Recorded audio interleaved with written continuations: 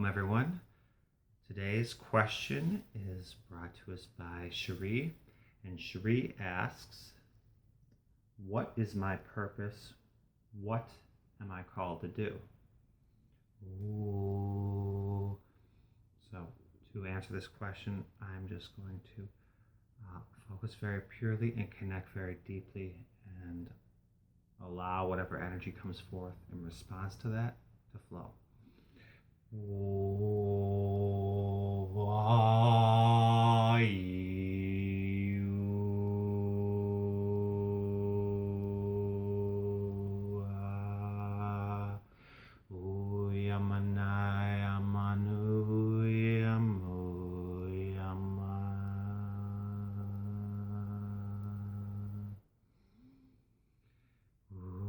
And so Cherie or anyone else out there who is wanting to know more about their life purpose, as you are witnessing this and observing this, I just want you to open yourself up and feel whatever it is that you feel in response to this, and trust that those guiding sensations, it's almost like there are dormant impulses within you that will be activated by your connecting with this flowing stream of energy. And this flowing stream, by the way, is always available to you. All I'm doing by sharing this video is amplifying it and making it easier for you to focus upon that which is always available to you. So you're always receiving guidance, and your purpose, your value of who you are is a continuous thing. And make sure my cat doesn't nudge the camera. Come on, sweetie. Okay, sit down here. Okay.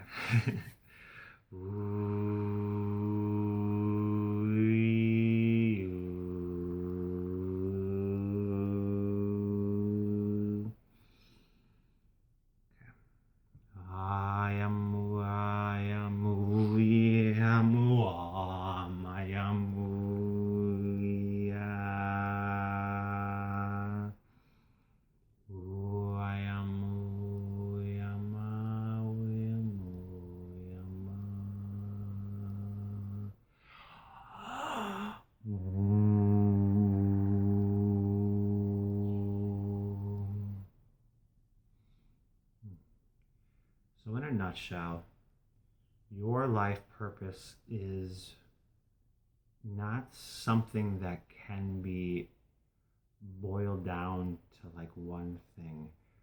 Really, your life purpose is who it feels best for you to be in this moment. Different people will call different things out of you, different circumstances will call different things out of you, and your life purpose, similar to your life's journey, is not about reducing it to something that can be quantifiable or concisely described, but about the discovery, the unfolding process.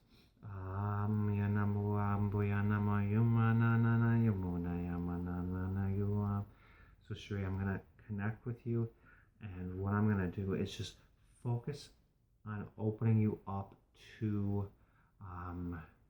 seeing more of your purpose, or more opportunities to flow your purpose, to be your purpose in your everyday life. And this is no different than if you get a new car and then you notice that new car model everywhere, because now your focus has been tuned to it. It is so much easier to see it.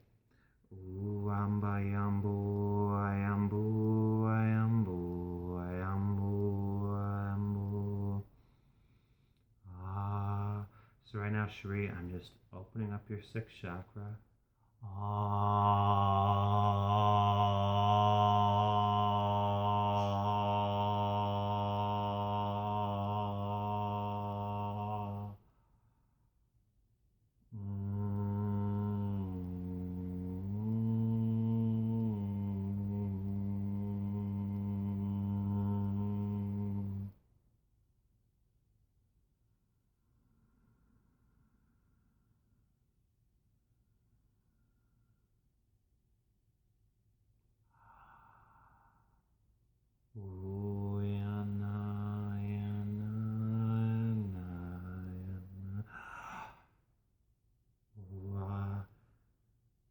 just peeling back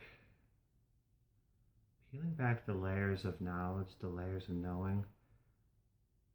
As we go through life, there is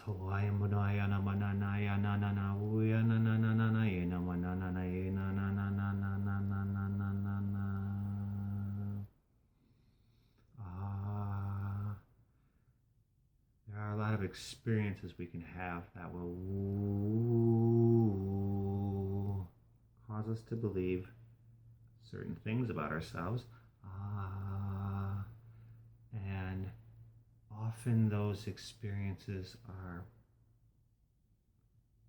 more about us discovering ourselves than something that we should permanently believe about who we are. Ayumba Lambu. So I'm just peeling back the layers of self-identification, self-knowing.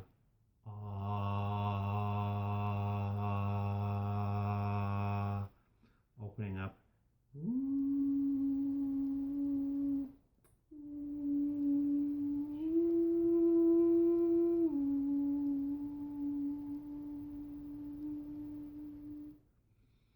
Okay. Yeah, as I was saying, just opening you up to seeing yourself with fresh eyes. And now being guided to the first and second chakra area.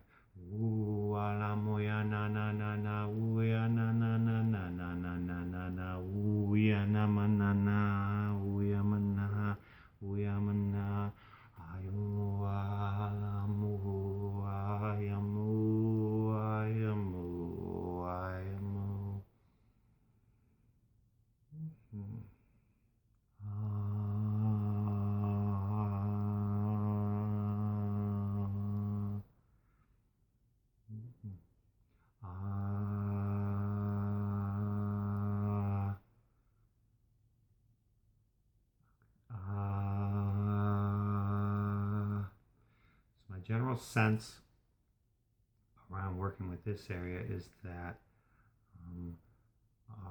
as far as first chakra is concerned, so often our way of seeing ourselves is rooted in how those around us see us, how we fit in with the tribe, and especially when it comes to life purpose.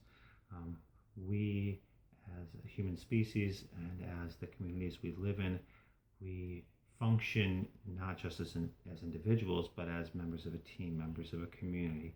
And so we often want to know what it is, our role, know how we best fit in and belong to that community, and what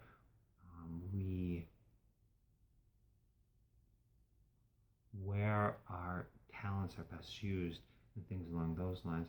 And so sometimes the community that we find ourselves in growing up, or even find ourselves in now, isn't so much built around allowing our true selves to come up.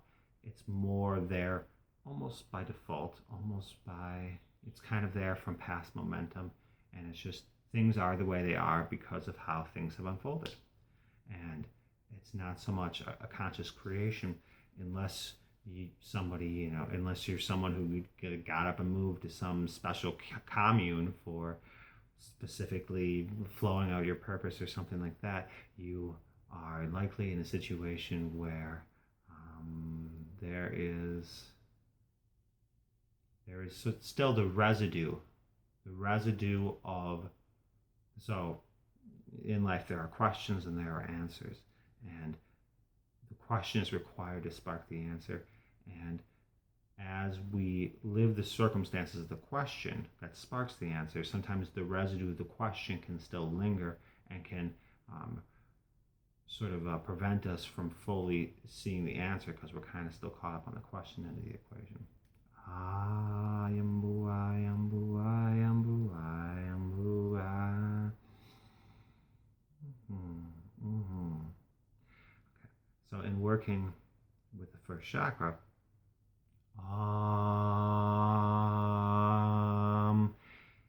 what the focus is here is on expanding your tribe beyond that of the physical. There are many, many, many non-physical beings who are deeply interested in your everyday doings, what you're doing, what your purpose, regardless of what degree you're living it, there are non-physical beings who are a part of that, who are from their non-physical perspective, pouring energy towards you, lining things up for you, working with you on your purpose. And so your sense of tribe, even though in the past it may sometimes have been limited to the physical beings around you, what it can be is opening that up to working with the non-physical aids and guides that are available to you and that are working with you. And when you root yourself in that, when your tribe becomes not just the people who you really resonate with on earth, but also the non-physical beings who really resonate with you vibrationally, then your sense of purpose and your sense of self and your sense of rootedness in what you're doing is no longer limited to what the world is currently ready for, but what the world is currently calling for. So it's a calling beyond old things.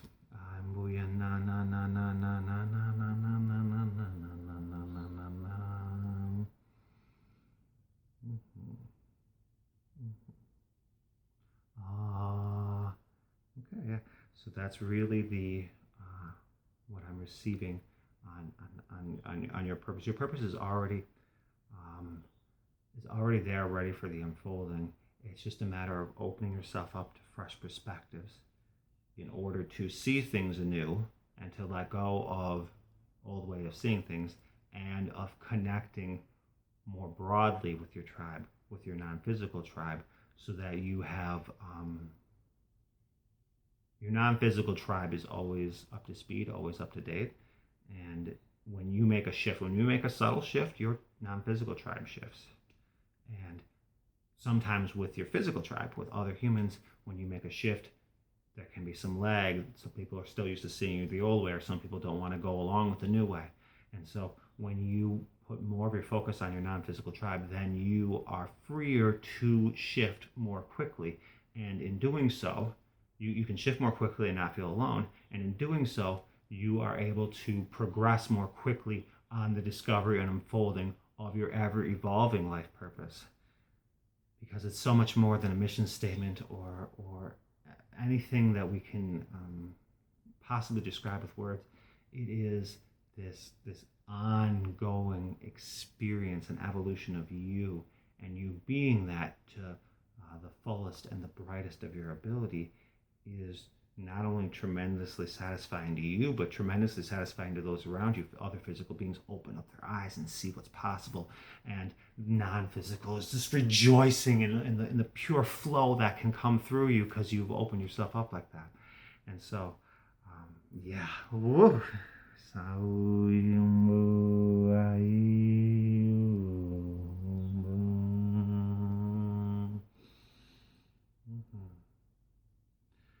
So, Cherie, I hope that opens you up to what it was you were looking for. Yeah, great question. Okay. Now on to healing requests. This one is also from Cherie. She wants to send out healing energy to her son Hayden.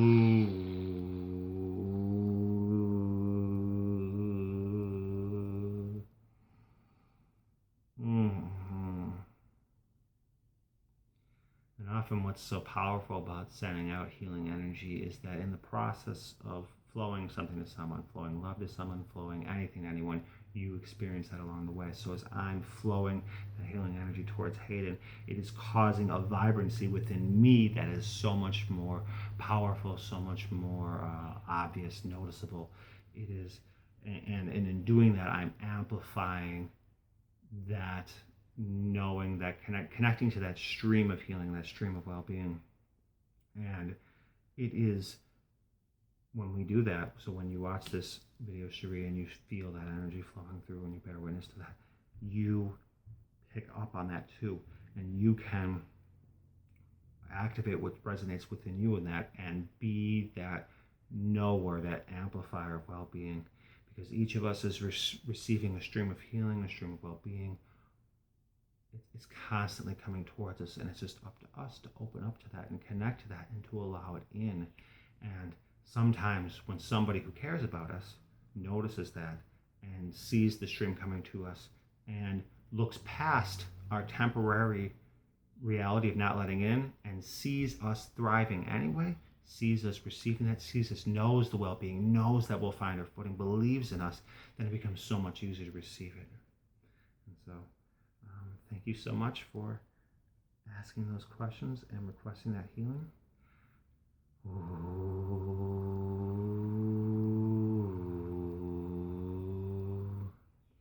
If anybody else has any questions for the future or any healing requests, feel free to comment to this video or contact me on Facebook, facebook.com/Josh Billings.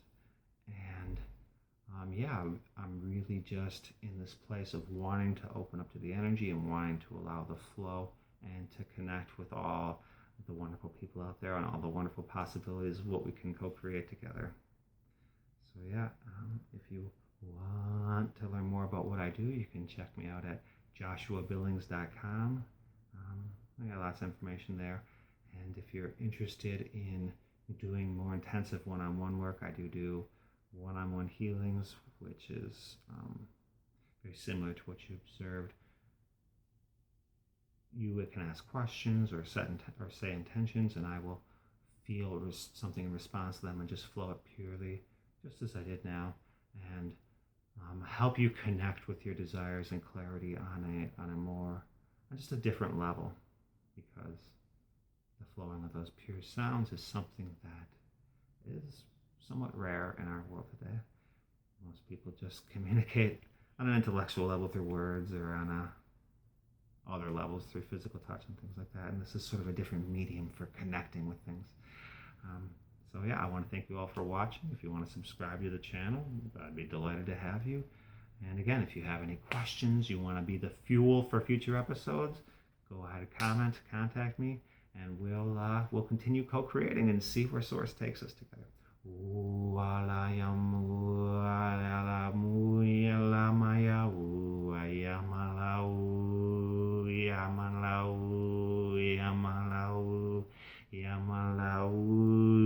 Yamalau.